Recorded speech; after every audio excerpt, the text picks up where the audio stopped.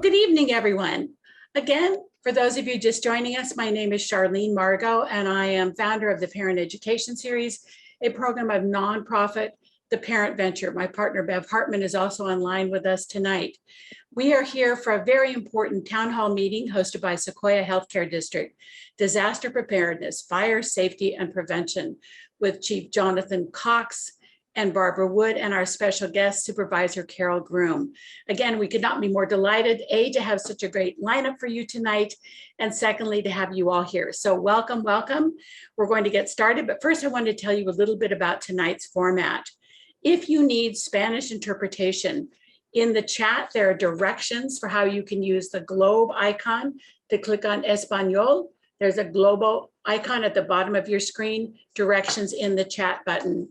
This is a meeting format tonight, so we welcome your comments to one another and to us, the panelists, in the chat button. And also later in the meeting, if you have questions, please do put them also in the chat box. We're going to have about 45 minutes of content tonight, followed by 15 minutes or so of Q&A, so we welcome your questions and look forward to that. Also, tonight's event is being video recorded. We partner with the Boys and Girls Club of the Peninsula, funded by the Sequoia Healthcare District. So this video will be available soon on the Video Library and the Parent Education Series. With over 23,000 views in the last year and a half, we know that this is an important resource for parents. So we're so glad to be bringing this information to you today. Before we get introductions for Deputy Fire Chief Jonathan Cox and Barbara Wood, a volunteer with the American Red Cross, I would like to introduce you to Jenny Bratton from the Sequoia Healthcare District. Take it away, Jenny. Thank you, Charlene. And thank you to everyone here tuning in for this town hall on disaster prep. So as Charlene stated, my name is Jenny Bratton. I'm from the Healthcare District. And I would like to introduce the Healthcare District to those who haven't heard about us. We're actually a government entity, and we're like a special district, just like a water district is or a fire district. And we serve over 230,000 district residents of South San Mateo County. And we do this by aligning with local governments and health agencies, nonprofits. And we have a 5-member board that is elected by our residents, and we have a $14 million annual budget that we put back 100% into the community in terms of programs, supporting nonprofits, and again, aligning with local government work and initiatives. So if you want to learn more about us, I welcome you to visit our website. That's www.seqhd.org. So we're really happy and proud to partner with Supervisor Carole Groom, who is with us today, for this town hall series, because we recognize that disaster prep is so important. And let me introduce a little bit about Carole Groom before I hand it off to her so she can make her introduction. So Supervisor Groom was elected to the Board of Supervisors in June 2010, and she served as president of the board from 2011 to 2015. Prior to her appointment, she served 9 years on the San Mateo City Council, including 2 terms as mayor, and she was on the San Mateo Planning and Public Works Commission. Her legislative priorities included expanded access to quality preschool and literacy, improved access to healthcare for all, yay, and environmental protection, preservation of county parks, as well as initiatives to foster a local economy. So we're really happy that Carole Groom is here to introduce our 2 speakers today. Oh, and then before I let you guys go, we do have a raffle at the very end. So please stick around the last 5 minutes. We're going to be 3 emergency backpacks. Some of the supplies inside the backpacks have been donated generously by the Red Cross. And so don't miss that raffle, stick around to the end. It's like one of those things where you don't want to leave at the beginning of the, the end of the movie when they do final credits. At the end of the movie, you want to stand to the very end to get all the goodies. Okay, so I'll see you at the very end of the program. Thank you. So Carole, please go ahead and take it away from her. Thank you so much. And thank you for asking me to join you this evening. Disaster preparedness is something that we all need to know much about, and we always need to be prepared. We have two great speakers tonight, and let me begin by introducing Barbara Wood. She is a 33-year resident of San Mateo County who retired several years ago after 27 years as a reporter for the Almanac, a newspaper and website. She's been an American Red Cross volunteer for 15 years, assisting in 28 national disaster assignments in 10 states. She has served in many capacities in the Red Cross, including working in education, shelters, helping those affected by a disaster to find resources and plan their recovery, providing food, water, and other supplies in a disaster, going out in the field to document the damage caused by disasters and telling the Red Cross story as part of a public affairs team. Recently, Barbara responded to several major California fires, most recently the Caldor Fire Territory, including the Camp Fire that destroyed Paradise in 2018. She lives in Woodside in an area that could have to be evacuated. And our second great panelist is Jonathan Cox. He is the Deputy Fire Chief, oversees fire operations in San Mateo County Division of CAL FIRE, which includes San Mateo County Fire Department and Coastside Fire Protection District. Prior to his current role, he worked both municipal and wildland fire field operations with CAL FIRE at the Coastside Fire District, in the San Mateo Fire Department and the San Luis Obispo County Fire Department. Jonathan has spent several years in the Northern California spokesperson for CAL FIRE. He was a founding member of CAL FIRE's land use planning program at the Office of the State Fire Marshal, working with local jurisdictions to make informed land use decisions related to the threat of wildfire. In addition, Chief Cox is an emergency response educator and trainer in the field of emergency management and crisis communications. He has been an expert speaker at numerous conferences, including the National Fire Protection Association. His work has spanned 5 countries and involved working with hundreds of professionals. So we are in for a real treat this evening. Hi, everyone. Thank you for joining us. I'm going to tell you a bit about how you can get yourself and your family ready for a disaster, as well as sharing some things I've learned in 15 years of responding to disasters for the Red Cross, both locally and across the nation. Less than a week ago, I returned from a Red Cross assignment helping with evacuees from the Caldor fire, just one of 8 substantial wildfires taking place in Northern California during that time. I worked in 3 of the shelters the Red Cross had opened in the western end of El Dorado County when residents had been evacuated 10 days before my arrival. By the time most of them had been allowed to return to their homes, they had been evacuated for 2.5 weeks. Some are still waiting for the all clear, and some have no homes to go back to. Soon after I arrived, the Caldor fire threatened South Lake Tahoe, and more than 22,000 people were evacuated into additional shelters we opened up in Nevada and Truckee.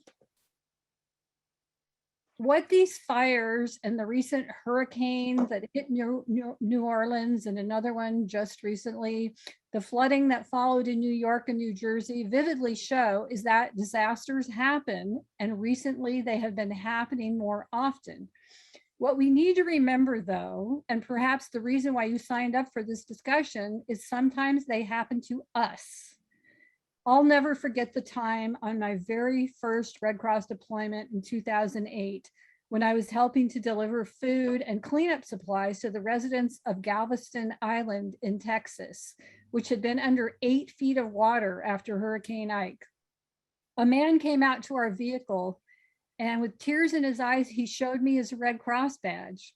"I'm a Red Cross volunteer," he said. "I never thought I'd be accepting help from the Red Cross." And I just said to him, "Don't worry, I'm sure one day you'll show up in California to help us out after we have a big disaster." And I wouldn't be surprised if he's been here recently helping us take care of wildfire evacuees.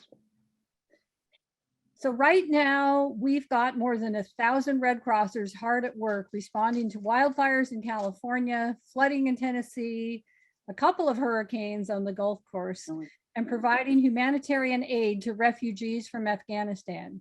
We are supplying food, shelter, emergency supplies, health services, mental health services, and spiritual care to thousands. But what I'm going to tell you right now is the story of a wildfire evacuee I met a few years ago while volunteering in a Red Cross shelter.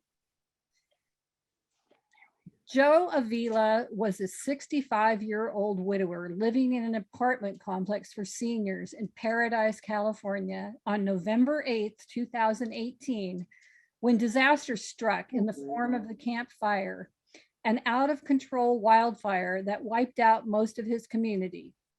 Joe escaped with only his life, the clothes on his back, and the walker he needed to get around. I met Joe, who was a music teacher and a theology student, in a Red Cross shelter in the Oroville Nazarene Church, where he was living while he tried to figure out what to do next. Joe told me what had happened to him that morning. The power had gone out, and Joe had no clue that anything was amiss until he saw a bright light outside, and he opened his apartment door to see a building that was only 30 feet away on fire. Another building in his senior complex of about 100 apartments was also on fire, he said. Barefoot, Joe grabbed his walker and headed out the door. When he looked up, he saw the roof of his complex was on fire. Trees were bursting into flame, embers flying, and windows blowing out. He heard noises that sounded like bullets exploding, Joe told me. He hid behind a dumpster when the wind worsened the firestorm. Apartments started exploding behind him, and his walker went flying across the parking lot.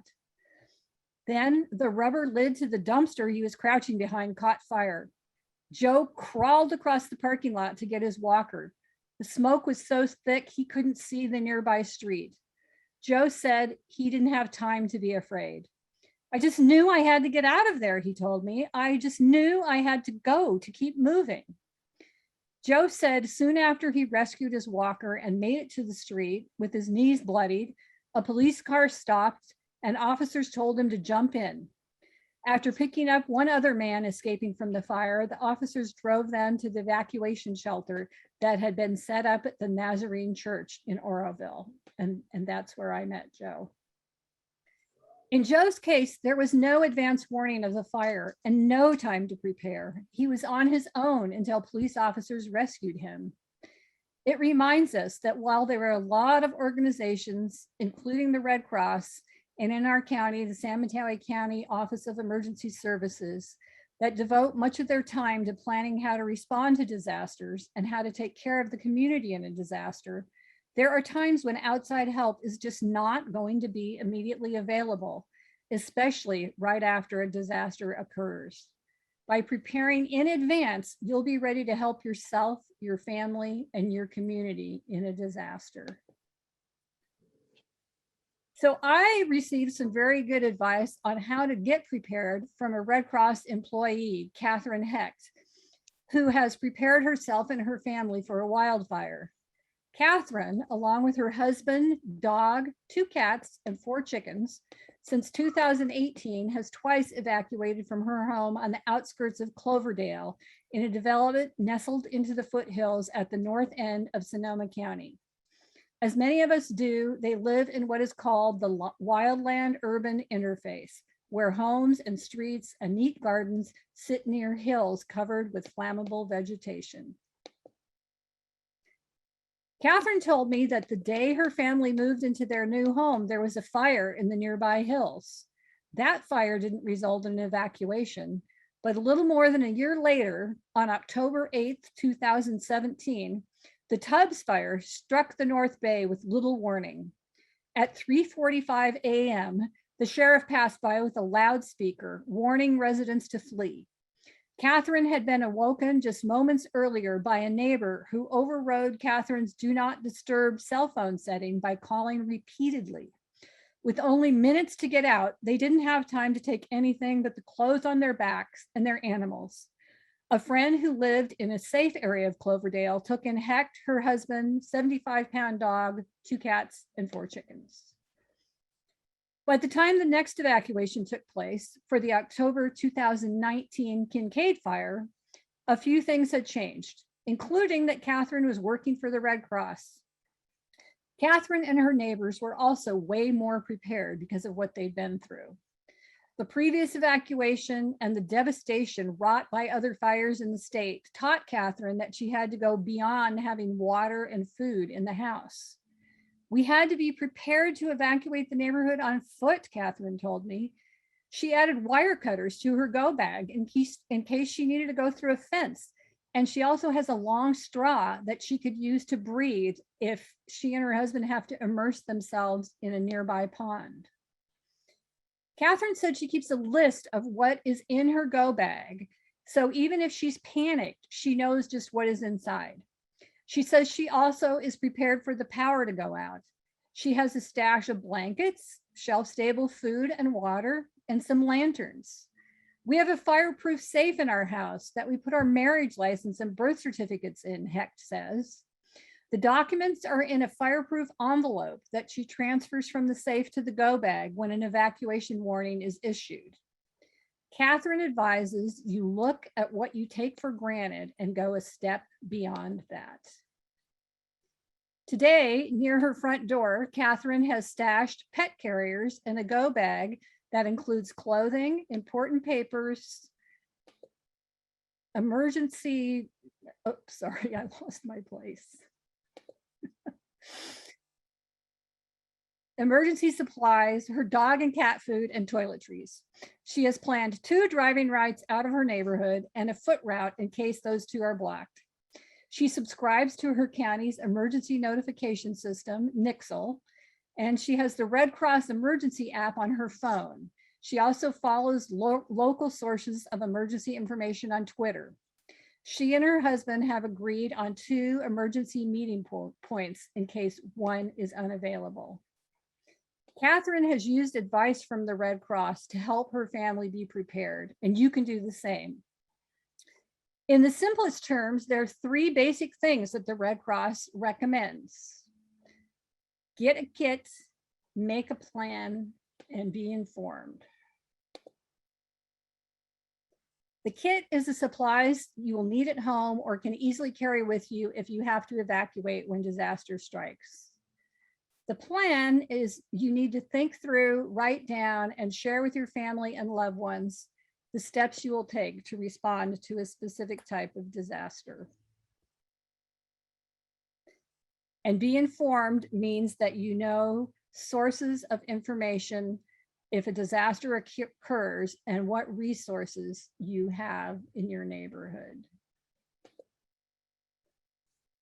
So I'm not going to spend a lot of time telling you exactly what should go in your go kit, but I'll give you some general information, and there's a lot of online resources that have more specifics. You can find all this information at redcross.org. When a disaster strikes in your community, things such as food, water, electricity, medical facilities, or even drugstores or ATMs could be in short supply. We recommend you put together 2 kits of supplies. In one kit, put everything you will need to stay at home for at least 3 days. As you are able, you can try to add to this kit so you can end up with enough supplies to last for 2 weeks. That kit is meant for the type of thing like an earthquake, where you may end up at home sheltering in place without a lot of outside resources. The other kit, which many of us call a go bag, should be a lightweight, smaller version you can take with you if you have to leave your home quickly. It should contain everything you would need to be on your own for 3 days. Based on the needs of the members of your household, this could be one kit for the whole household or separate kits for each member. And don't forget about your pets. So because I live in a place that could easily be affected of a wildfire, I've made a list for my own go bag, which is basically the Red Cross list with a few things that I've personalized for my own list. Because my husband works from home and he has important files stored on our computers, Every few months, he backs up our computers onto a hard disk and brings the disk to a safe deposit box in our local bank. We've tried to scan important papers and family photos, so we will have copies of them as well. To tell the truth, though, because I'm often gone from home during a time when my husband might have to evacuate because I go and volunteer for the Red Cross during disasters and wildfires. I've told him that all that's really important is that he should just grab our little dog, get in the car, and go. We really just need to save ourselves first. Everyone will need to customize their kit to fit their own needs. If you have children, for example, you may want to ask them if there's something that's special to them you can put in the go bag. And all of us might want to put something in there that we know that just might provide us comfort in a time of stress. There's some other supplies you could add, including a whistle, masks for COVID and smoke, matches, rain gear, towels, work gloves, tools and supplies for securing your home, a hat and sturdy shoes, plastic sheeting or a tarp to keep things dry, duct tape, which we should always have, scissors, household bleach, blankets or sleeping bags, sunscreen, and insect repellent. I actually keep a few of these things in the trunk of my car as sort of a mini disaster kit. I have a pair of hiking boots, and sometimes if I'm going out on a Red Cross disaster, I actually throw my hard hat in there. The second thing the Red Cross advises you to do is to make a plan. Think about how you would get out of your neighborhood if the roads are blocked and where you would go. We've asked our son, who lives in nearby, but in an area unlikely to have a wildfire, if we can stay with him if we have to evacuate. If you have a pet, you should know that sometimes the partners that the Red Cross works with in setting up shelters do not allow pets in shelters.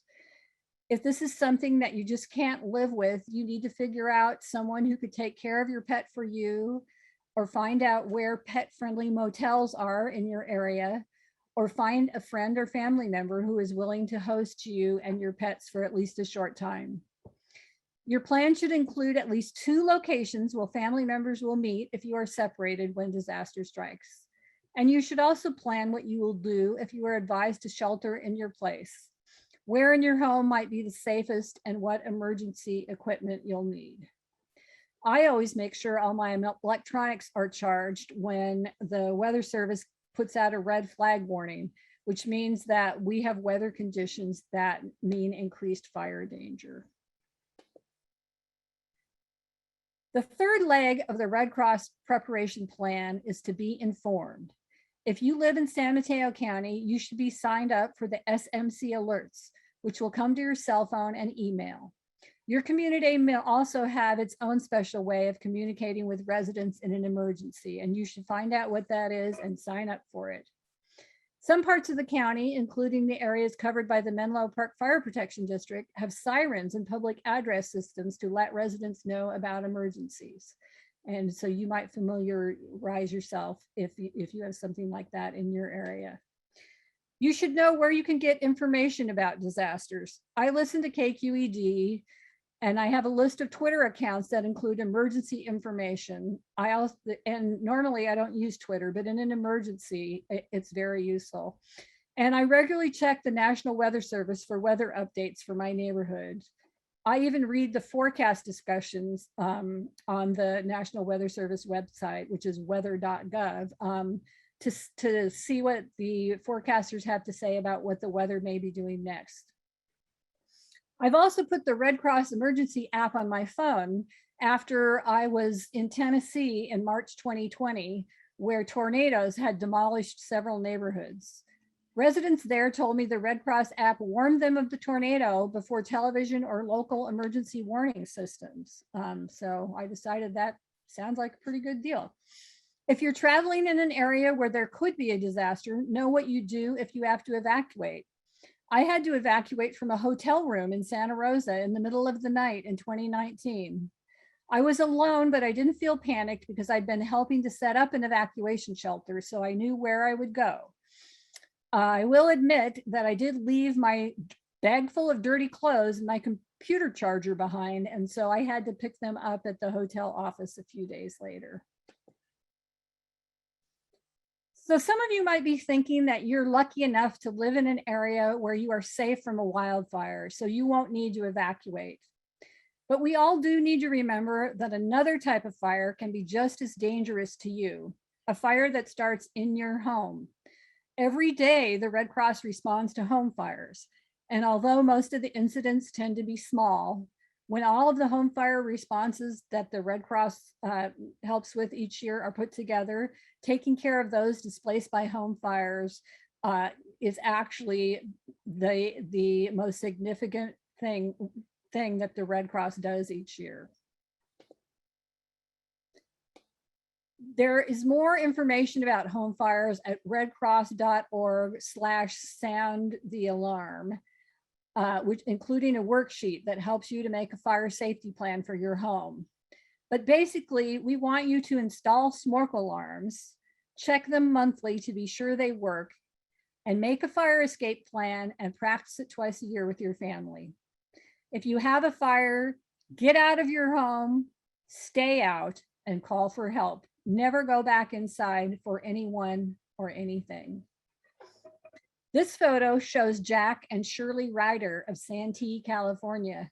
They escaped their burning mobile home, which is shown behind them, with their dog Zoe on the morning of May 29th, 2019. Less than 6 months earlier, the American Red Cross had installed free smoke alarms and helped them make a fire escape plan, which allowed them to come out of this devastating fire alive. Your escape plan should include at least 2 ways to get out of each room in your house. Remember, breathing smoke is dangerous, so get low to the ground and go. Know where you will meet once outside. I hope all of these tips will help you make yourself more safe and ready for a disaster. Thank you so much for listening. Barbara, thank you very much for being here tonight. Really valuable information. And appreciate all your work with the Red Cross and everything you do for the community and disaster preparedness. So now I would like to invite Chief Jonathan Cox, who is going to continue our program with some even more valuable information. Chief Cox, welcome. Well, thank you so much, Supervisor Groom, and thank you, Charlene and the Sequoia Healthcare District for the invitation. It's really a pleasure to be here. My name is Jonathan Cox. I'm just going to pull up my slides really quick. I serve as the Deputy Chief for CAL FIRE in San Mateo County, which includes San Mateo County Fire Department. Obviously, we report to the Board of Supervisors as one of our 2 governing agencies in the county. And here really just to speak about kind of what this new reality regarding wildfire means for us in the county, kind of what is happening globally, and some of kind of tips and methods for preparing for what's been happening. Just a quick background. We always get the question, what is CAL FIRE? Who is CAL FIRE? We are the largest firefighting agency in California, and we are responsible for everything that's in red on the California map there. Essentially everything that's between an incorporated city and the higher elevation forests is under the jurisdiction of CAL FIRE. We cover over 30 million acres of the state from Oregon to Mexico and have a variety of programs. Our mission, our core mission, is really to keep 95% of all wildfires contained at less than 10 acres.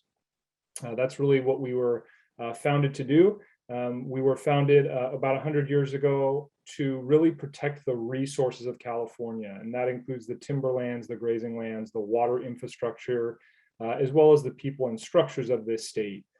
Obviously, things have changed over those 100 years, as we've seen over the last few. We're a part of the resources agency, so at the state level, we fall under the resource director, and we work for the Board of Forestry on a regulatory basis as far as the regulations of the land. Our agency statewide is about a $2 billion agency, and we have fire protection operations as our largest component of our organization. But we're also responsible for administering the Office of the State Fire Marshal, resource management, timber harvesting, and the protection of private lands in California. One thing that we also do, as you can see on the right, is we are also the fire agency to 153 independent fire agencies. In San Mateo County, that includes the county fire department, as well as coastside fire protection district. So we essentially provide the staffing for 2 of the fire agencies in San Mateo County as well. We have the largest air fleet in the nation as far as wildland aircraft is concerned. We have 13 strategically placed air bases across the state, 23 air tankers and 15 air attacks, and they are all located in a fashion that in any part of California, you should be able to have a CAL FIRE resource, air resource over your head in less than 20 minutes. For us in the San Mateo area, we have a helicopter based down in Lexington Reservoir that is responsible for aerial hoist rescues as well as firefighting. And we also have contracts for large air tankers that are out of Sacramento that can deliver up to 19,000 gallons of retardant at a time. I do know this year we've surpassed the 5 million gallon mark for the amount of retardant we've dropped on fires to slow the spread. The latest statistics I'm just going to kind of set the tone for is from last year. I pulled up some statistics this afternoon as far as where we're at, but fire over the last 5 years has made a substantial change in the way that it's behaved and the way that it's grown. Last year alone, we had almost 9,000 fires that burned almost or over 4 million acres of land in California. Unfortunately, this resulted in over 9,000 structures being destroyed, and really an unprecedented year when it comes to the amount of fires that we saw.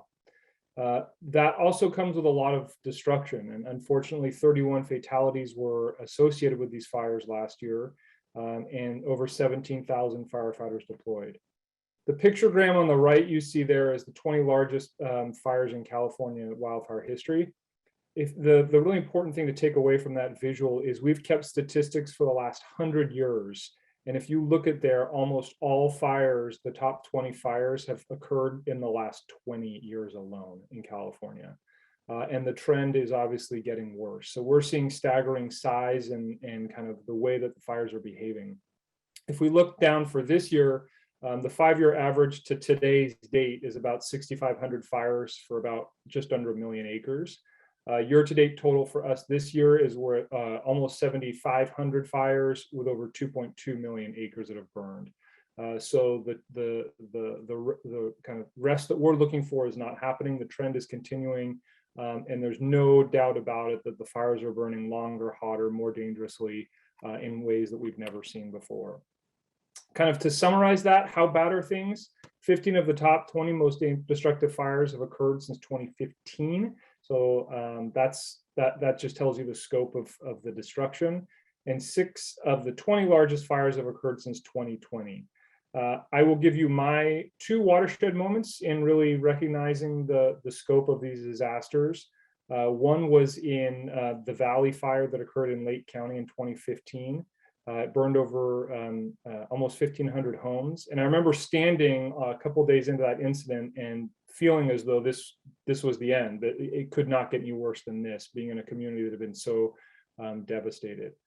Fast forward to 2017, standing in Coffee Park the first night that the fire came through. And I as a professional firefighter, would have never guessed that that community based in the flatlands of the valley in Santa Rosa would be threatened by wildfire. And those 2 watershed moments really proved to me that things have changed, and also areas that we thought in the past were not vulnerable are highly vulnerable in this state.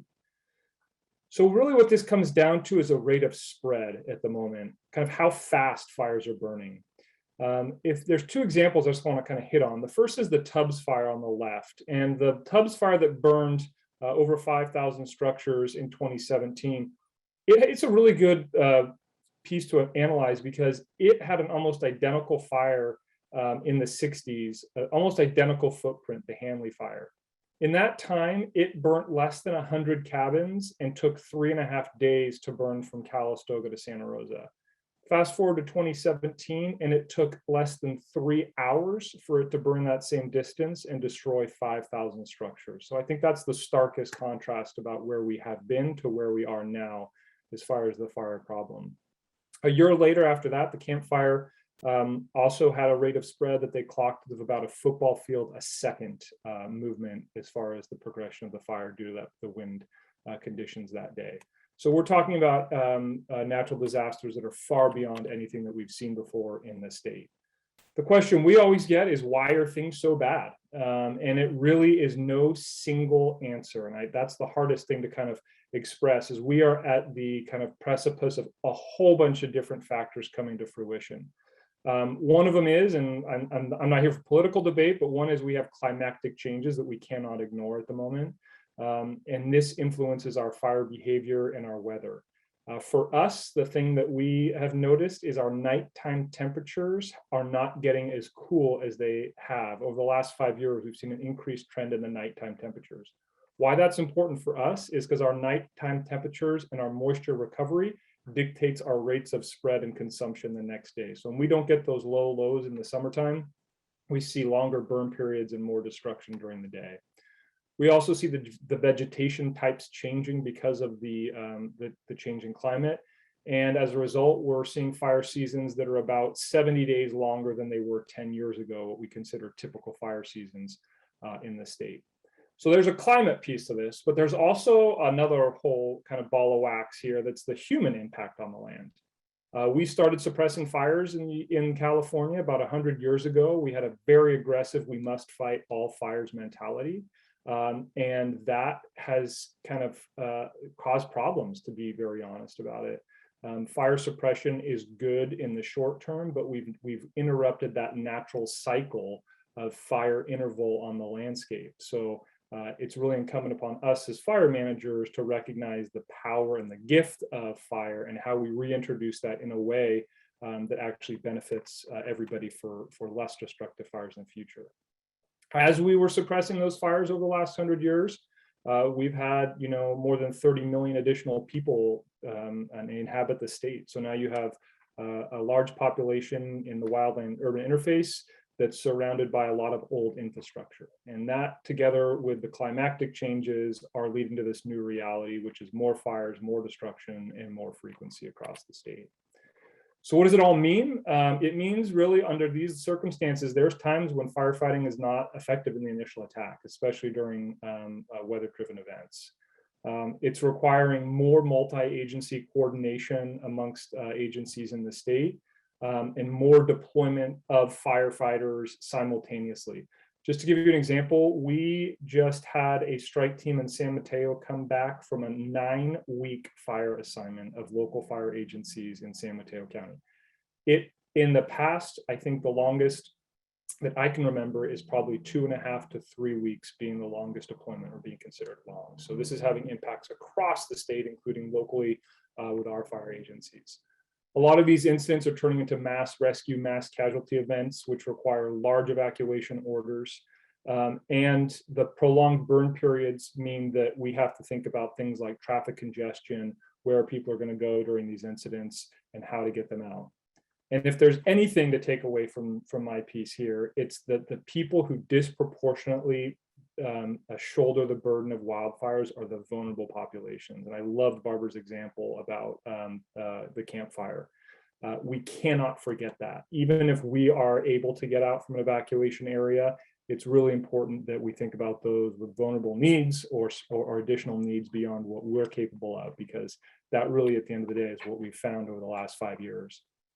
So what are we doing about it?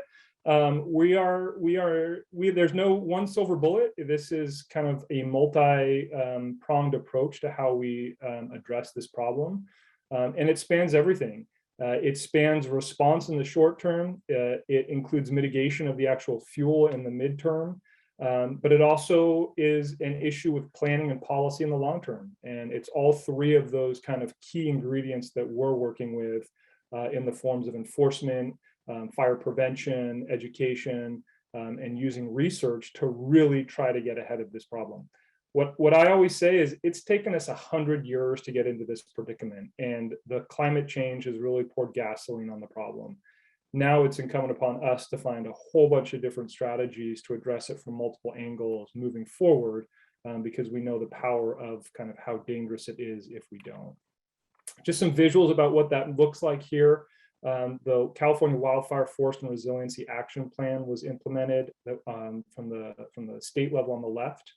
We've put in alert wildfire cameras throughout San Mateo County that can verify fires that are occurring in the state. We are doing more defensible space inspections, additional evacuation planning, more vegetation management, additional fire engines, and additional mapping and coordination to look at where and how we build, what our land use policies look like, and what our fire codes need to be like as we move forward in this environment. To kind of bring it all home, this is our map for our significant fire potential for the months of September and October in Northern California. And if this doesn't kind of send shivers down your spine, I don't know what would, because this is really saying that the potential for a large fire to break out in the northern part of the state right now is extreme. And we've seen that with the Dixie Fire and the Caldor Fire. If you watched our director yesterday speaking about this in Sacramento, these are the first time that fires have crested from the Sacramento Valley down over and into the eastern Sierras. It's something that we've never seen before. One of those fires being the Dixie Fire, which is the single biggest fire in California history that's really just under 1 million acres right now. All this doom and gloom, I'm sorry, I know it's a heavy topic, but what can you do as a citizen, as a community member? Really first is just make sure you visit readyforwildfire.org. It's a kind of universal website looking at how you can prepare for wildfire. As Barbara was speaking about, preparing ahead of time is the most important step you can take. And what that means in practicality is prepare your property, defensible space, home hardening, and how you landscape your property. Remember, anything that's flammable that's touching your building has the potential to catch your building on fire. Second, plan your evacuations. What will you take? How will you get there? One thing that San Mateo County has led on in the last several years is the implementation of a standardized evacuation management platform regardless of jurisdiction. So I highly recommend you go to myzone.zonehaven.com and type in your address to find out what zone you live in. This is a kind of a cutting edge piece of technology that was actually funded by the County Board of Supervisors as a pilot project. It has paid dividends in that it was utilized during the CZU complex, and more than a dozen counties across the state are now using it to manage evacuations. And finally, quickly act when it happens. There is no substitute for leaving early. I can guarantee you, we do not make decisions without thinking about the impacts on the community. So when we say it's time to evacuate, we just implore that people really take that seriously and leave the area. And to kind of reiterate what Barbara said, SMC alerts is probably the best form of communications. With that, I'm happy to answer any questions. I'm also happy to chat if you have questions or comments or concerns. My phone number, email, and other information is up there. Again, thank you so much for taking your evening to listen to this really important topic. Thank you so much, Chief Cox. And this information that you and Barbara have provided is just so valuable. And I hope everybody took some good notes and will be prepared to get your family together and talk about emergency preparation on a regular basis. So now back to Charlene. She's going to conduct the questions and answer period. Well, thank you.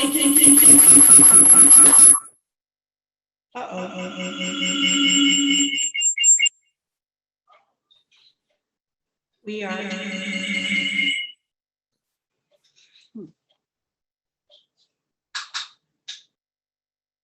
So Carole, it sounds like we're having some sound problems. Are you able to ask the questions? I see one in the chat.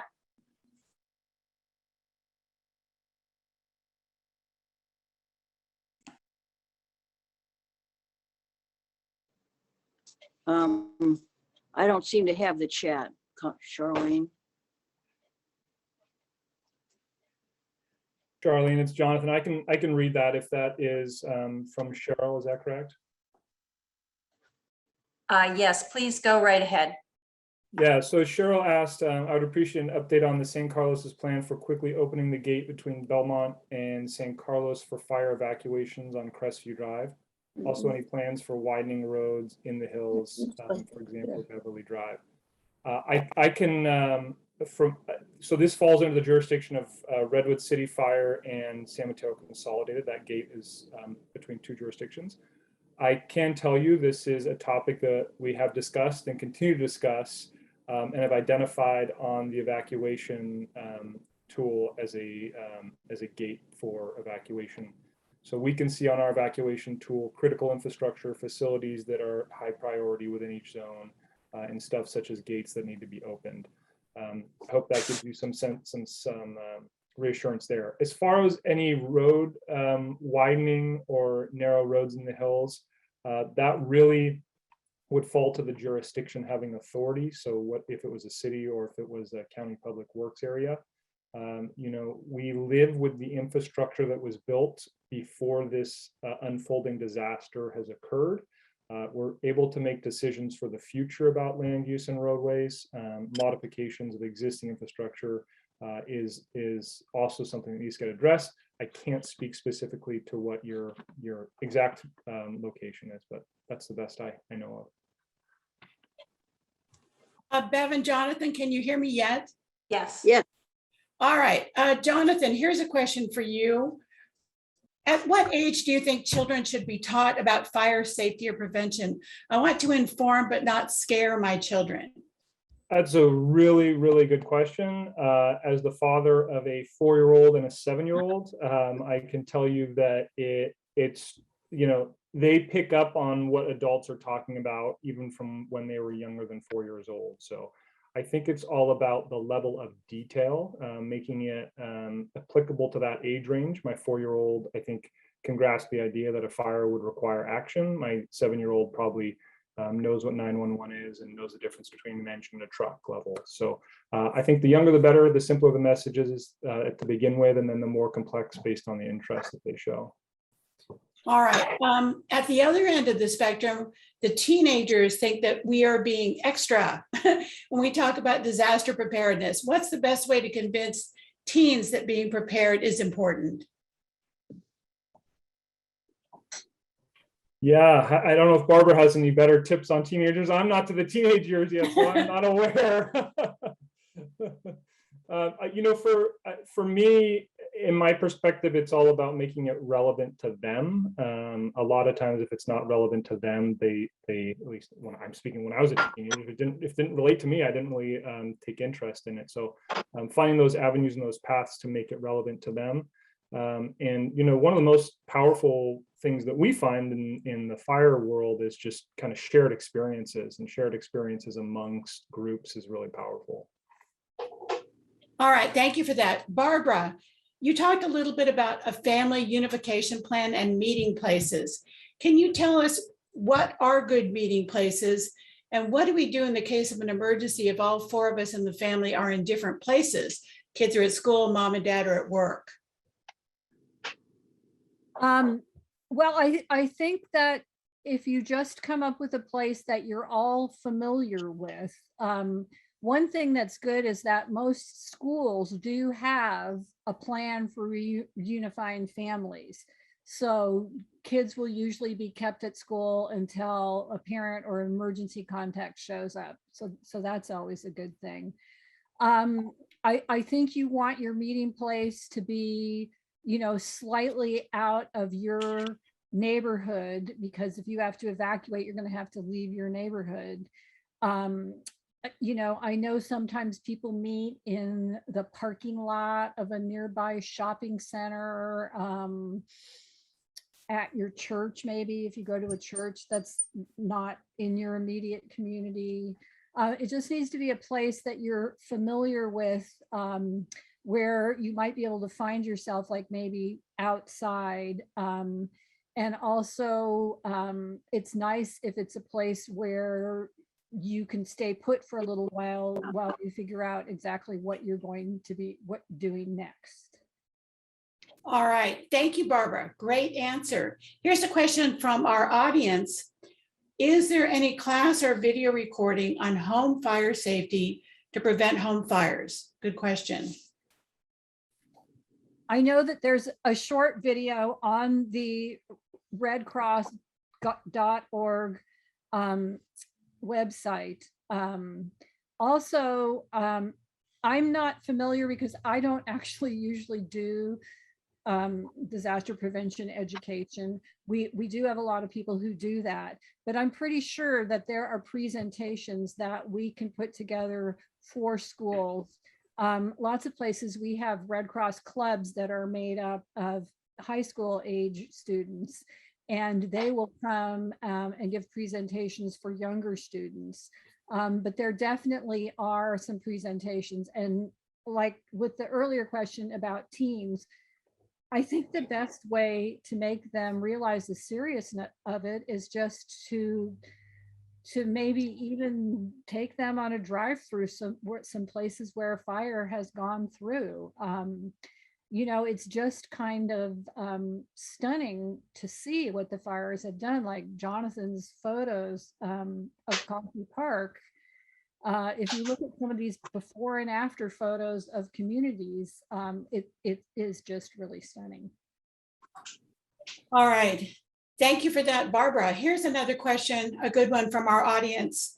With many areas in San Mateo County rated as the most fire prone in the state, is there any discussion with PG&E about burying our power lines? Yeah, great question. PG&E, I know, has come out with a plan for, I believe it's 10,000 miles of their lines. I don't know, don't quote me on that, but something to that degree of burying of their most vulnerable lines in the state. So I think they have a process for doing that. You know, they are regulated by the PUC at the state level. In our county, they are fairly active in the current public resource regulations that require clearance around the infrastructure that they have. And I think that is for good reason a big concern amongst the community at the moment. All right. What is the best way to fireproof our home's exterior? And do you recommend doing advanced brush cleaning, etc.? Are lawns safer than having sort of more natural brush around your home? Yes, so a couple pieces to this. The state fire marshal's office actually holds the list of home hardened materials. So you can actually go to the state fire marshal's office and find the specific list of roof types, siding types, whatnot. What the research is really showing right now is that it's not just home hardening that's important, but it's also the first 3 feet around the home. So anything that is flammable being within that first 3 feet. That includes decks, that includes fences, that includes vegetation that may be there for, you know, flowers, for example, or a pile of wood. That's what the research is showing around the building. So the less flammable material touching the building with non-flammable materials on the siding and roof are the biggest components of the home hardening. As far as defensible space is concerned, there's no substitute for defensible space regarding increasing the likelihood of your home surviving. Not only does it increase the likelihood of your home surviving, it increases the likelihood that firefighters will take action to aggressively defend that structure. We have a triage process that we use. We are trying to do the most good for the most number of people. If we come across a home that has brush built to the side of the building, not only is it threatening the building, it's going to threaten the firefighters as soon as they engage. So the more you do, the more firefighters can do. And that's probably the biggest motivator is your home may survive, and you might also have crews up there when the disaster hits. So, you know, we saw some coverage in the last fires, Jonathan, with people wrapping their homes in sort of that foil material. Does that work? And is it something people should consider, or only if they're in very high risk areas? Yeah, the foiling is something that tends to be done by on the national forests, and it only usually gets done when there's really sufficient time to do it. To wrap a home in foil is pretty cumbersome, and I would say that kind of the average homeowner wouldn't have the time or the kind of the people needed to take care of that. It is something that can be used, but it does take time and a lot of a pre-warning before the fire gets there. All right, thank you. Well, thank you so much, Jonathan. And Barbara for all of this great information. And I'm now going to give it back to Jenny so she can run the Wheel of Fortune. Go, Jenny. Thank you. Okay, I have in the chat my email address. So if you are selected a winner, please email me and we can arrange for you to come to the office and pick up your backpack, your winning go bag. So please look in the chat for my email address. And also when when your name is announced, please also indicate in the chat, hey, I'm here, because I have 88 names on this wheel. And maybe only half of you are here to actually be selected out of the 88 names on this wheel. So we may have to spin the wheel several times to actually have a winner. So, and then also if you're here, if you want to unmute yourself and say, I'm here, that'll be great. Because the last time we did this, we were like, are you here? Are you not here? So, so I'm going to share the screen so you can see the wheel and you can see what I'm using to do this raffle. Okay, so drum roll. I'm going to click to spin. Ooh, wow. Okay.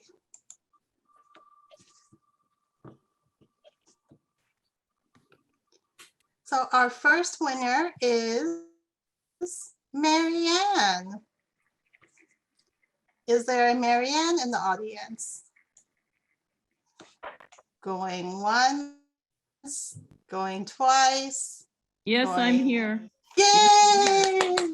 I had to Give a unmute round of myself. applause for Marianne. Marianne, if you could email me and I can we can arrange for a time for you to get this. That'll be great. Thank you, Marianne, for being Okay. part of our town hall tonight. Okay. Okay. We Bye. have 2 more to raffle off. Okay.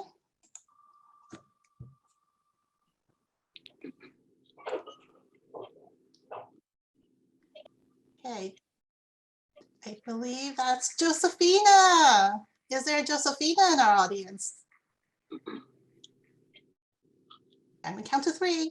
Going once, going twice. Okay, no Josephina. So we're going to close this and spin one more time.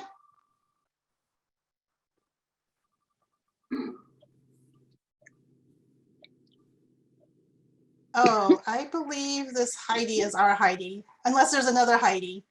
There's a Heidi from Sequoia Healthcare District. She's automatically disqualified. So unless there's another Heidi out there. So to make it fair, no one associated with the healthcare district can win a prize. Let's do this again.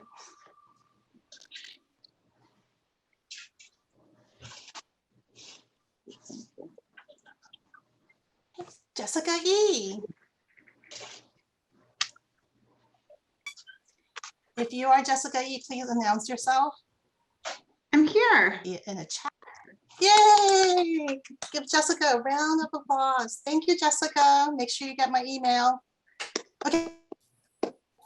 Okay, so last one of the night. We're cutting it close to the wire.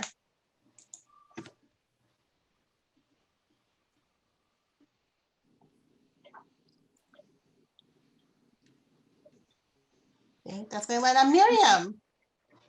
Do we have a Miriam in the audience? Yes, I'm here. Oh, there she is. Yay! Thank you so much. Awesome. I appreciate Thank it. you so much. Yeah, thank you all for participating in the raffle. And we're going to be doing a whole bunch of other town halls this year, throughout this year, where we invite experts like Jonathan and Barbara to talk about disaster prep. So be on the lookout for news coming from Carole Groom's office and coming from the Sequoia Healthcare District. Thank you so much for joining us tonight. Thank you, everybody. Thank you, Jenny and Jonathan Cox and Barbara Wood, and special thanks to Supervisor Carole Groom tonight. Thank you, everybody, for joining us. This video will be available soon on our video library. We'll be sending you the link. Again, take care, everybody. Stay safe. Thank you for joining us.